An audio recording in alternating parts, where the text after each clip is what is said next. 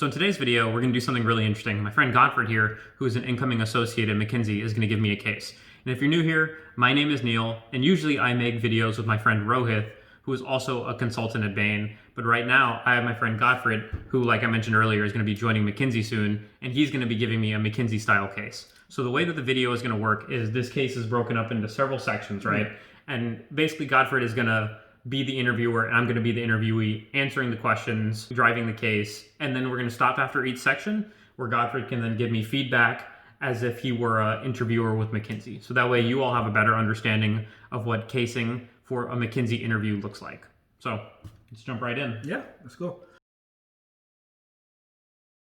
So let's get started. First part. So a leading Brazilian highway concessions company is looking to expand internationally. Economic growth in Brazil has stalled, and in order to continue to grow both top-line revenues and bottom-line profitability, the client wants to diversify its portfolio and decrease its exposure to the Brazilian economy. What factors should the client consider as it thinks through its international expansion options? Cool. I'm just writing this down real quick.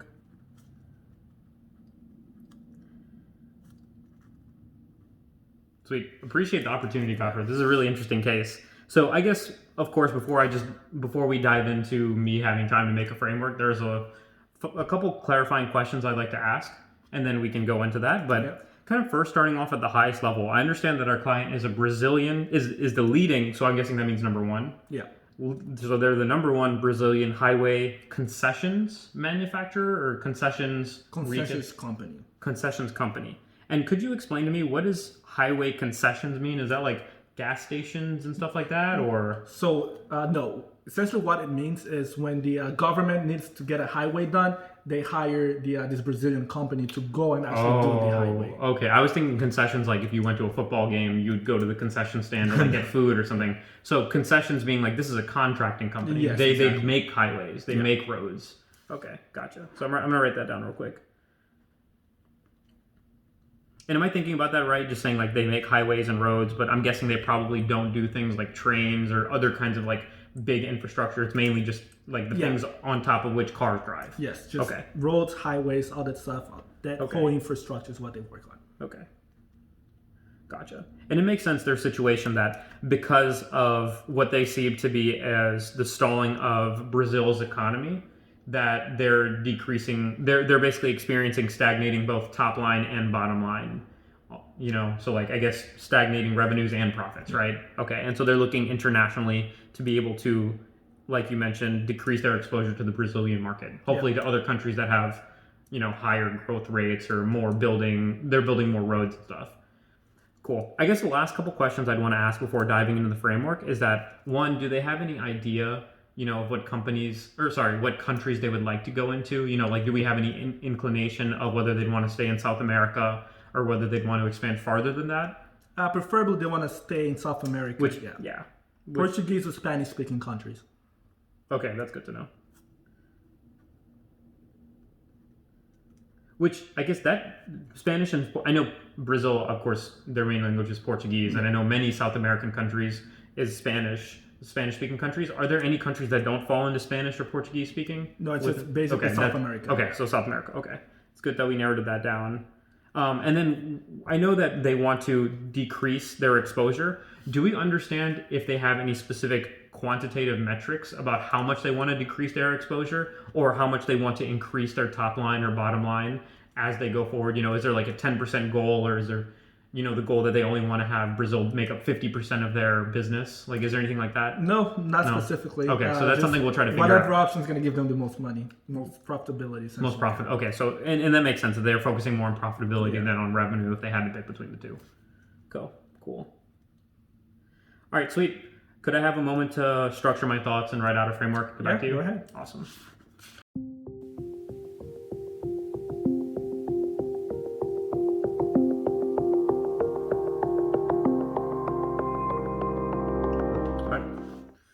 Awesome, Gottfreid. So when thinking about this problem, this thing that we've been hired to solve, which is how do we help our client, a leading Brazilian concessions company, road concessions company, think about international expansion, I think there are three things that I'd want to consider. Right. The first one being kind of looking at the countries within South America outside of Brazil and mainly looking at their economies. And I'll dive into that in a second. But the second thing would be profitability. The third one would be competition. And so when thinking about the first one, the economies, what I'm thinking about, there's several things. I've kind of written down 4 different things, and I'm sure some will vary with importance versus the others, but thinking things like stability, growth rate, development, and refurbishing. And so what I mean by those things, stability, of course, I know some countries in South America are going through, I would say, political turmoil right now, so might not be ideal countries that we'd want to enter, both because it wouldn't be safe for our employees or the workers, but then also if there's no economic development because of political turmoil, then there's not going to be any need for roads. No one's going to pay for it. There's no government to pay for roads, right? The second one is growth rate. And I think that's kind of tied into stability. The more stable a country will be, the higher the growth rate will be. But I think a high growth rate implies... What do you mean by growth rate? So international, so like GDP basically. Okay. Like GDP growth rate, yeah. So, but good question. And I think that also ties in with development, how developed a country is. So we want a country that is ideally developing, kind of getting out of like the developing country more into the developed country, kind of in that transition, because that means they're doing a lot of infrastructure investments, right? And then also for countries that might be overdeveloped or countries that have already like kind of hit that developed country mark, are they countries that have been developed long enough to where they need to refurbish their roads, because infrastructure, it doesn't last forever. So that's kind of the economies part. The second part, profitability, I think this one's more straightforward, but I know that because we are wanting profit to increase, just looking at how profitable different countries will be, kind of looking at them through the lens of what is the revenue that we can expect to get. And I think that mainly comes from market share saturation. So how saturated is the market for these companies doing the same service versus how well we'd be able to take that share. And then of course costs. I think we could look at our even our own cost basis within Brazil, but then looking at how does it look like to set up supply chains, set up manufacturing lines in different countries, especially the further away they are from Brazil. Or if we were able to make bases within those countries. How can you estimate the revenue from the market size for a country? Mm-hmm. I think in general, the way we would look at it is it would be a mixture of looking at the population. So how many people drive to see how much density of roads they need, how big a country is, and then also seeing how much road exists right now versus what they think they will need in 10 years. Looking at that, which I think a lot of governments publish those kinds of reports. That's how I'd look at it. Is that something we'd want to dive into right now? Or no. You can keep going. Okay, cool. And then the last thing is competition. So I know that we're not the only country, we're not the only company within these countries that does this thing. I know we're the best in Brazil, but I don't know how that looks like in Argentina and Chile, other countries like that. And so seeing what does the competition landscape or ecosystem look like? Is it really segmented, a lot of small players? Because with us, considering that we have the scale being the biggest in Brazil, that could mean that we could provide a better contract for these governments. So just looking at what that's like, who's winning, who's losing, and then where our strengths would best play into what the governments of these countries need. So that's kind of at a holistic level what I'm looking at. Okay. And I think unless there's other places that you'd want to go or the client wants us to go, I think kind of where you pushed earlier about the market sizing, that could be a good place for us to start. But curious to hear your thoughts. Okay. So essentially, that will be the first. Oh, so we're done. Yeah. Oh. Essentially, they will like cut you off. They're like, okay, cool, and they'll move on to the next part. So on feedback here, amazing. Like you can tell that Neel has been doing cases for a while. He's very conversational with it. He's not acting like he's in an interview. He's acting like he's literally having a conversation with a client. And that's exactly what you want to do. As you saw, like whenever he listed the different parts of what he's going to explore in his framework, he didn't just randomly go in and start saying all these things. He said 3 things: economies, profitability, competition. I'm going to go through them one by one, and he went through them one by one. That's exactly what you want to do. You don't want to just spill stuff. You want to tell them, I'm going to spill stuff, and then spill stuff. Yeah. So I think this part is very similar to the Bain and BCG. The only difference is they will cut you off and then won't let you go any deeper. I think Neel was very broad. He was very, very thorough, you could say. He was deep enough, gave explanations of what exactly he means for each factor. Broad, I think he was very broad. The only thing that you missed here, Neel, was the political environment itself. Since they're getting these contracts from the government, you got to understand, is the government, maybe in some other countries, the government does it themselves. instead of hiring these concession companies, and also just understanding the whole political environment, whether it's volatile or not. Because we see Venezuela. Imagine if the client moves to Venezuela and then all this stuff happens. No It's bueno. no bueno. So that's the apart from that, I think fantastic. Cool. Clarifying questions. You asked all the right clarifying questions. I want to make sure you're doing that, and then ask for time when the case. Build his framework, broad, thorough. Yeah. It's perfect. I think two things I'd like to add real quick, less about like what I think I did well and just things that were going through my mind that can show you all that I was kind of nervous and struggling with this, because I haven't cased in like 2 years or 3 years at this point. But the first thing being that when I was asking my clarifying questions, I had no clue what he meant when he said a highway concessions company. I literally thought he meant like a company that like makes stands on the side of the road and sells food. And so in that, I made sure to clarify and even explain what I thought I meant, because I didn't want to come off as stupid, and because everyone will understand if you're like, oh no, I thought it was this, I'm glad that you told me otherwise. I think that's something that you can practice doing, is just being a little more over communicative, versus in normal conversations I don't think I would be explaining myself that much, because that's like kind of annoying. And then the second thing was, as you can tell, and hopefully I'll have my framework kind of on the screen, but my framework is not a traditional framework. I completely made it up. Like, I mean, Gottfreid, you could probably have seen while I was like writing it down. So basically all that to say, there is definitely some flexibility you can have. I was nervous when making my framework, and in that I just took a lot more time than I might have normally. And so I think it's okay to take time, because to Gottfreid, someone he was on his computer like checking his emails or something. He wasn't actually, but like your interviewer probably will be doing that. So 2 minutes versus 3.5 minutes isn't going to matter too much to them. So don't be rushed to do a 1 or 2 minute framework if you think you need a little more time. And just to reiterate again what Neel said, if you don't know what something is, ask. Totally. A lot of people have done cases with, you tell them the client does this, they don't really understand what it is, but they will not ask. They just try to go through the case, or they'll assume that they know. It won't cost you anything. Just clarify, make sure you actually know what the client does. So for the second part, which is the exhibits, I just pulled it up. I'm sure I'll have it on the screen so that y'all can see it as I'm walking through it. But is there any questions I should be trying to answer when looking at this exhibit? Okay. So as the client mentioned, they've decided to not pursue opportunities outside of South America, just because of the cultural differences and the managerial complexity. Mm-hmm. So the team has gathered the data that you can see in that exhibit. So based on that data, which markets should our client focus their efforts on, and which should they definitely eliminate? Gotcha. And when we're looking at which ones they should focus on, are they looking at for any specific number, like 3 or 5? Or is there any cap, or just no cap? Okay, cool. All right, so let me start looking at this, and I see on the y-axis we have 5 years pipeline. So $1 billion. I'm guessing that means how much that country's government will spend on what we sell within the next 5 years. I'm guessing that's what that means, right? So that's essentially the, as you said, there's like the directory that the government releases of their incoming projects. That's what that is. Yeah. Okay, so of course, countries that are high on that, fantastic. Countries that are low on that, not good. And then and then on the x-axis, we see the World Bank's ease of doing business rank. Inverted axis, so higher is worse, meaning the left you are, the worse you are, which makes sense given what we know about what's happening in Venezuela. Yeah. So basically what we're looking at is countries that are in the top right quadrant, right? And I think, I'm glad that they have the little like cross, it kind of tells us that Mexico, Colombia, Chile, and Peru seem to be the best.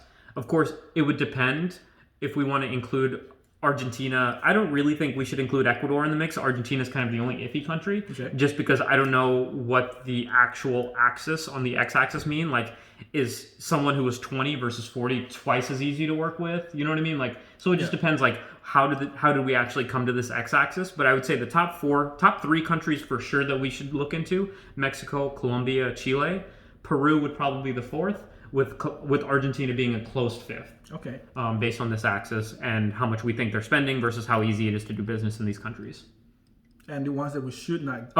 Yes, that's a good point. I think basically everyone that I didn't mention is people we shouldn't do didn't do stuff with, mainly because everyone underneath the horizontal line is not spending enough for us to make it worthwhile. And then Ecuador, I think, is too low on the pipeline, even though they might be kind of okay to work with, but I don't think they have a big enough pipeline for us to want to enter. Okay. So those are the countries I would say we'd want to work with, are the 4 in the top right, and then the other ones we can kind of not worry about for now. Okay. Anything else you want to add? No, I'm just trying to think if any of those countries have significant culture or managerial differences than Brazil. I'm not an expert when it comes to South American business culture, but that's one thing that I'd want to keep in mind or ask someone who's a little bit more informed than I might be when it comes to this part of the world. That's the only other thing. All right, perfect.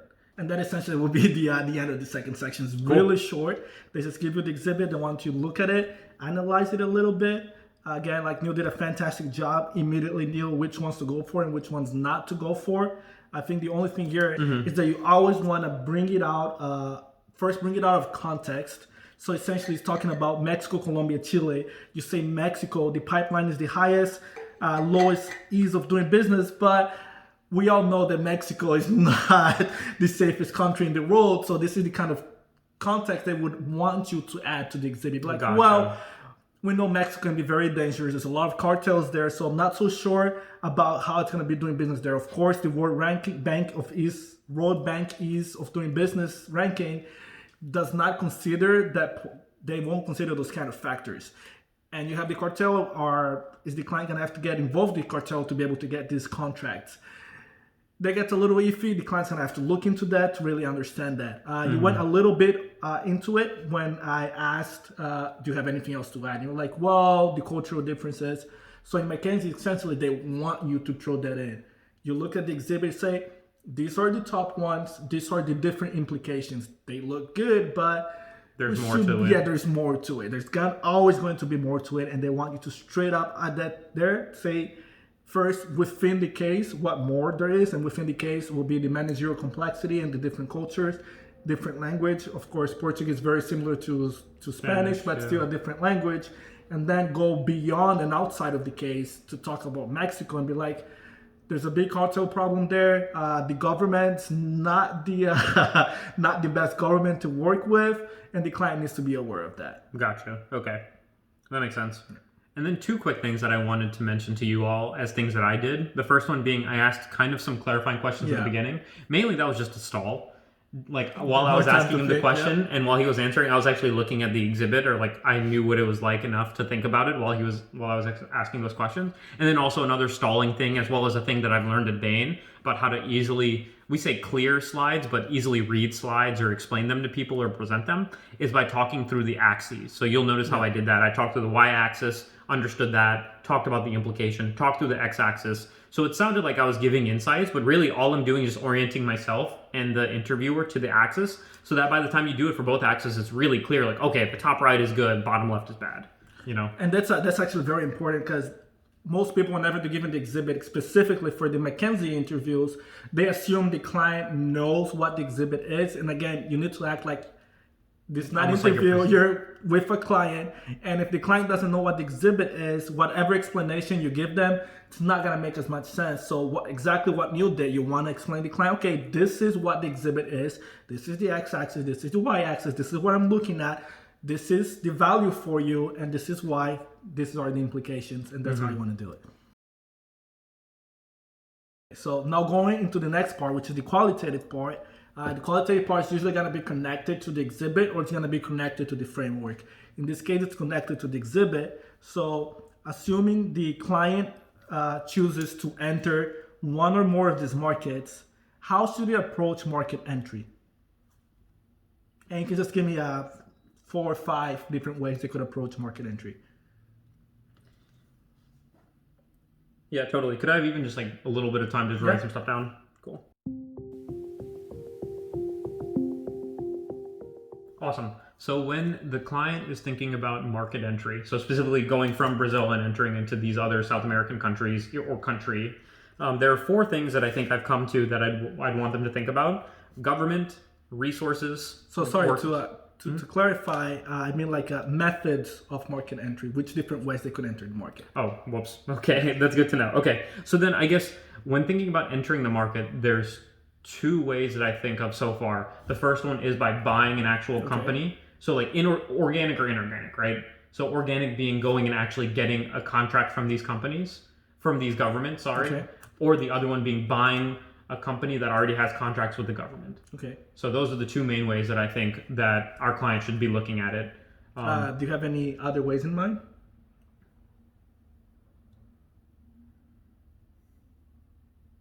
Given that we contract with governments, we only contract with governments, correct? Yeah.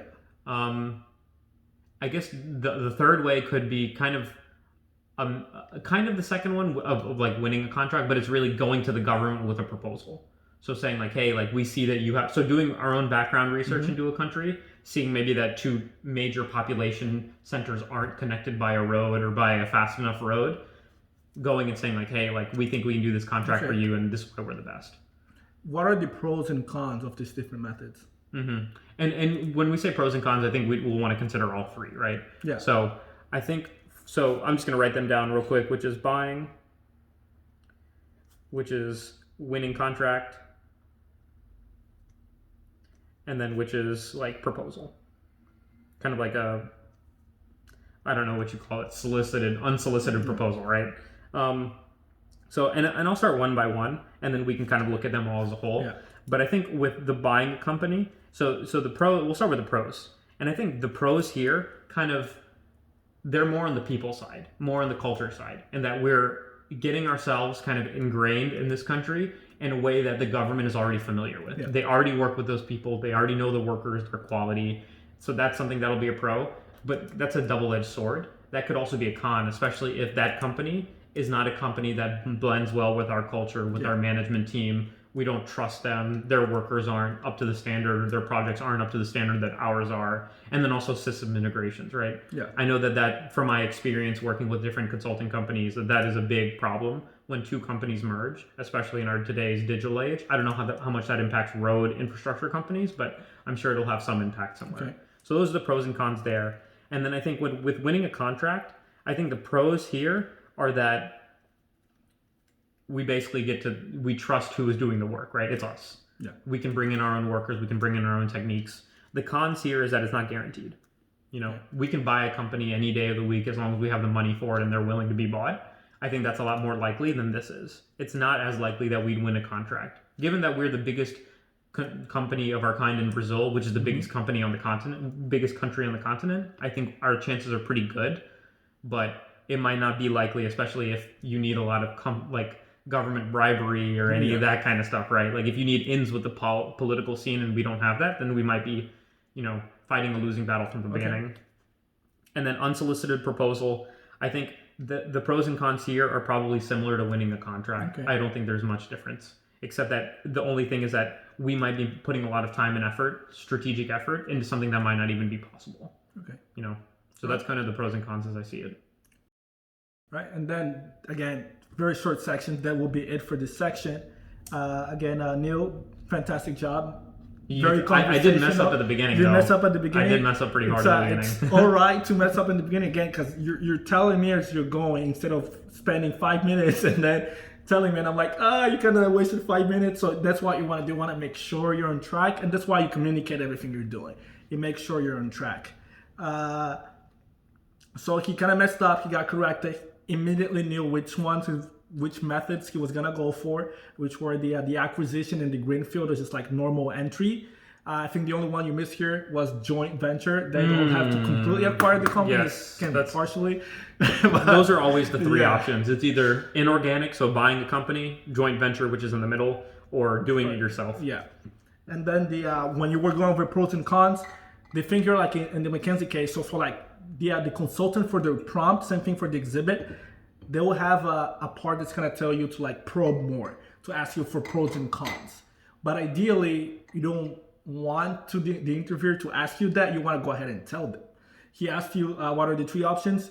You tell the interviewer, these are the three options. These are the pros and cons of these three options. These are the implications of all three options.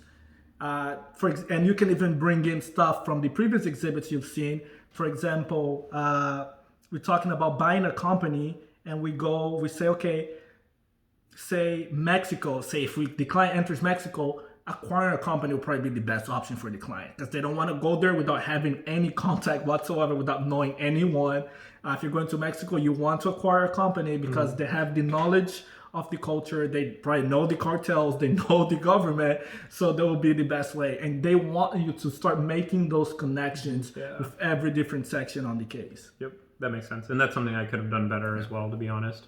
And the last point about this section is that you want to add the price associated to the option whenever you're discussing the pros and cons, because in a market expansion, entering a new market, that's very important. How much is it going to cost? And what are the risks associated to it? And you, of course, going to be M&A is the most expensive option, probably the less risky. Greenfield, you go in, you can ramp up slowly. If it doesn't work, you cut in the middle, so it's not going to be as expensive, but it's definitely going to be a little bit harder, a little bit riskier. And then the joint venture, which is in the middle, not too expensive, but then there's also the risk of the whoever you partner with just stealing the stuff you're good at and then breaking the joint venture and going off and doing it by themselves. Yeah.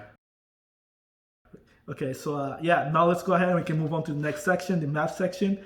The client has determined that there are no viable joint venture opportunities, and so wants to decide whether to go for primary investment, greenfield, or M&A routes. If you were going to evaluate the two opportunities side by side, which inputs would you need to compare the value of each investment?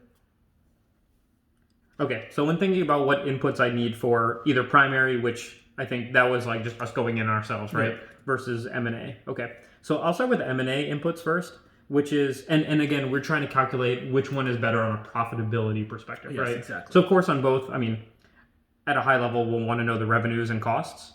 So I'm trying to think with M&A, the costs will be, what is the M&A called? Like the acquisition cost, right? And then I know that there's certain costs as it relates to like integration. Mm-hmm. So integration costs.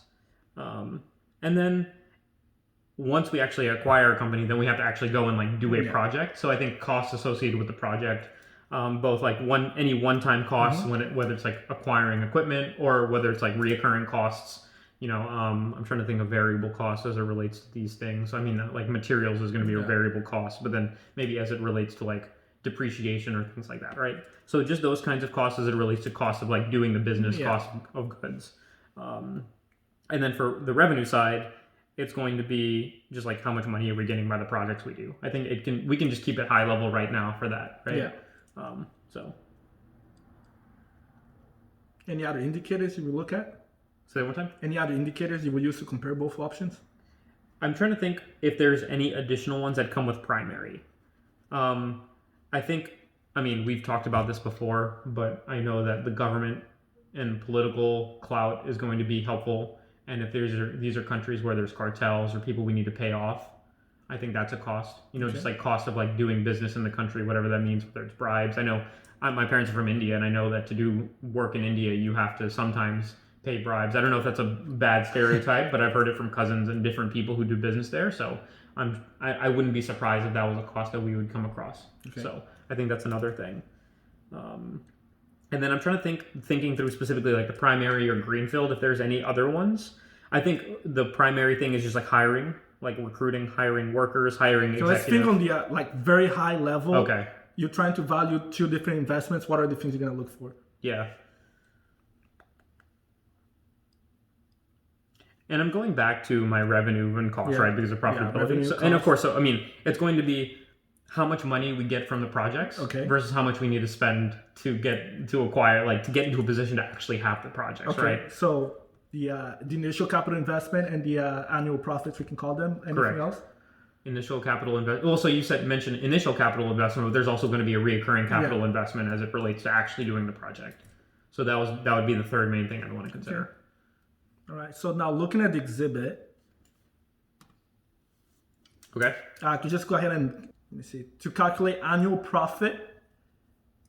Let me see. Okay. Payback period, the value of the investment or the value of the company itself, and then the return on capital. Okay.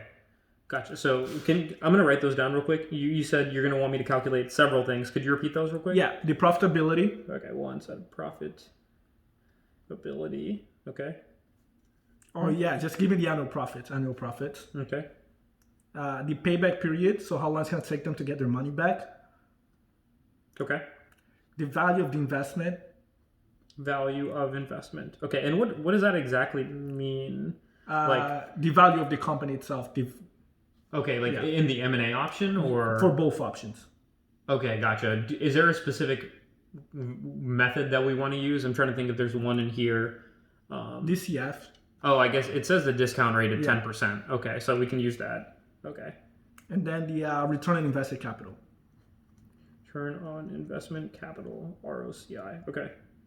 Okay, cool. So I guess to do both of those, I'm just going to try to familiarize myself with these numbers first, which it seems like for the M&A option, it already gives us annual revenue, so that's per year. Whereas for the primary investment, we'll just have to multiply that. We'll just have to figure that out by multiplying those three. And then it also gives us OPEX, investment. Of course, with M&A is a lot higher, which makes sense. Contract perpetual versus NA.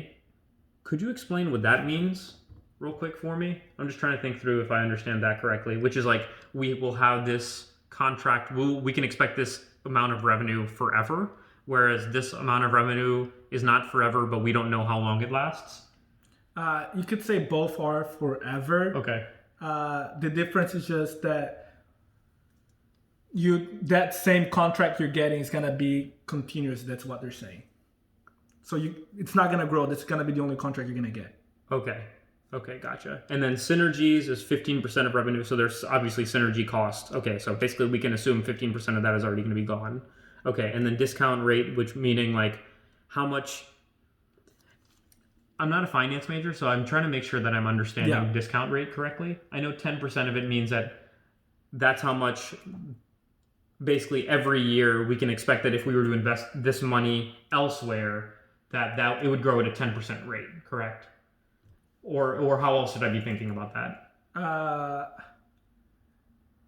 Are you familiar with the DCF method for valuing companies? A little bit, but I'd like you to explain it if that's okay. Yeah, it's essentially you use the company's profits and you discount it perpetually. So in order to do that, you just have to divide the profit by the discount rate and you get the value of the company. Oh, okay. That's good to know. Okay, so basically divided by that means multiplied by 10. And then we got okay, cool. Sweet. All right, so let's start calculating all these things. So I'm going to start primary investments and M&A. So with M&A, we know it's 120 million in revenue per year. The investment is 750 million, but then we know that basically 55% of this is going towards cost, right? So costs. Sorry, why 55%? So, that's a good question. So operating expense is 40%, which I'm guessing 40% of the revenue. Yeah. And then the synergies is 15%, so 15% of the revenue. No, so essentially what synergy would be is 15% of the revenue, you get like 15% more revenue. Oh, from the synergies. Yes. Really? I thought that meant the money that you have to put into...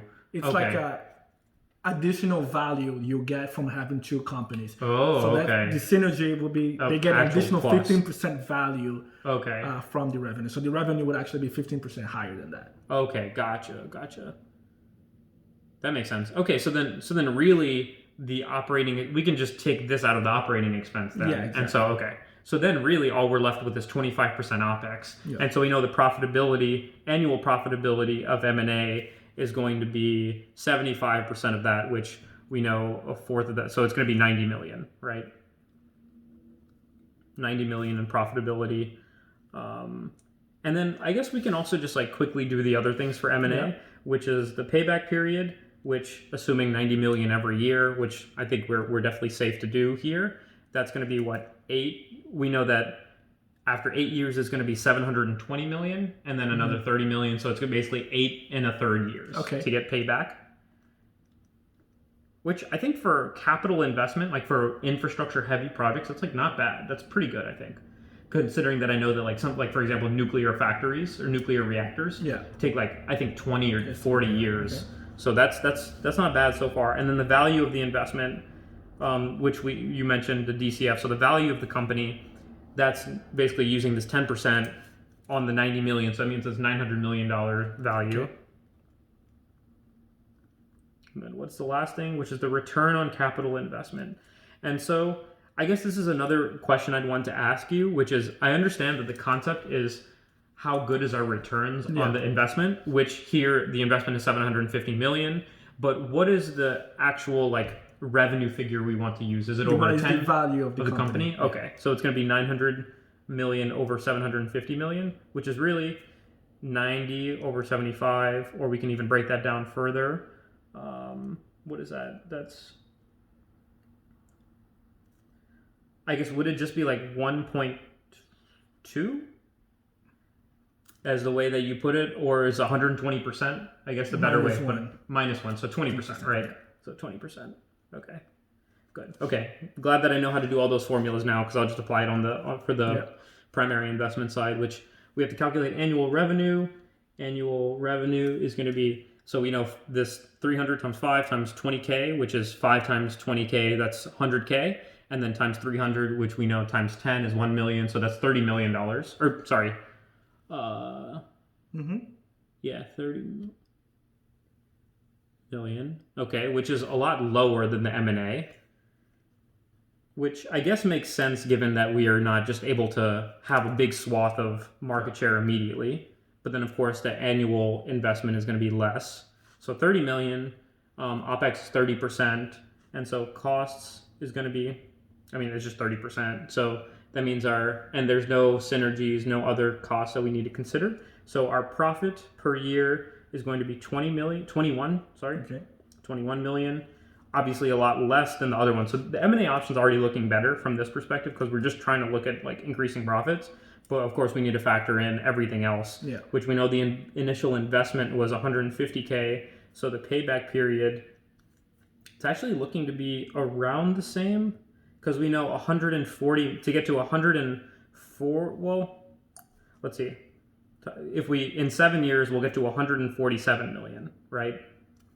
Yep. So that's, what is that? And then we need 3 more million. So 100. Keep it at 7. Okay, cool. So that's a full year basically earlier than the other one. But again, we'll be making so much more revenue after we pay back that this is still probably better. The value of the investment, or rather so the value of the company, which we know profit is 21 million, so it's 210 million. I don't know. I'm going to still figure out the last one, but I think the M&A is looking a lot better already. And then so now looking at return on capital investment, which we know is the value of the company over the initial investment. And then I know we had to do -1, so it's really 60 over 150, which is 40%.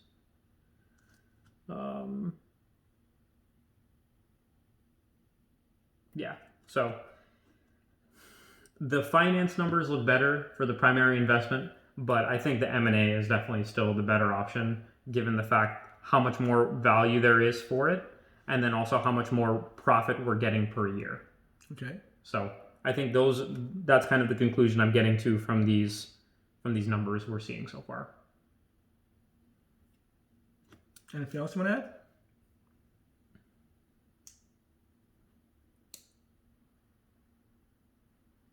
This still doesn't take into account, I think, a big thing that we've been talking about, which is what is the political sphere, what is the, for lack of a better word, like these kind of extraneous factors like cartels, bribery, and stuff like that we need to take into account. But it seems like they didn't give us, we don't have the data here, so that might be something we need, more time to dig into. But that'd be the only thing I'd want to add. Okay, so and then that would basically be the case. Okay. So Neel here is fantastic with the quick maths. That was quick maths, I'll give you that. I thought I was going slowly, so that's good to know. No, it was really good quick maths. See, one thing here you want to make sure that Neel did fantastically is explain what you're doing in the math. A lot of people, they're going to take time to themselves, calculate everything, and try to go back. You want to tell the interviewer every step as you're going along.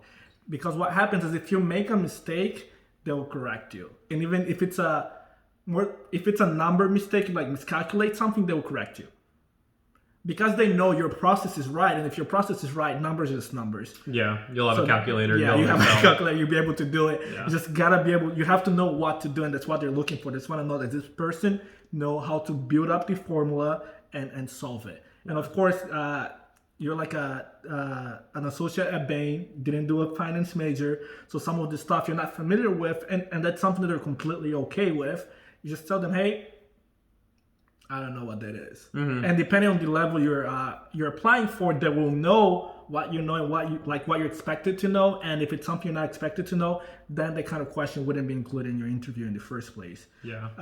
Like for example, if you're coming from an MBA, you can reasonably expect that everyone's had a marketing class, a finance class, an accounting class. So they should know. Whereas for me, I'm coming from a mechanical engineering undergrad. Like I'm not going to know that stuff about DCFs and stuff.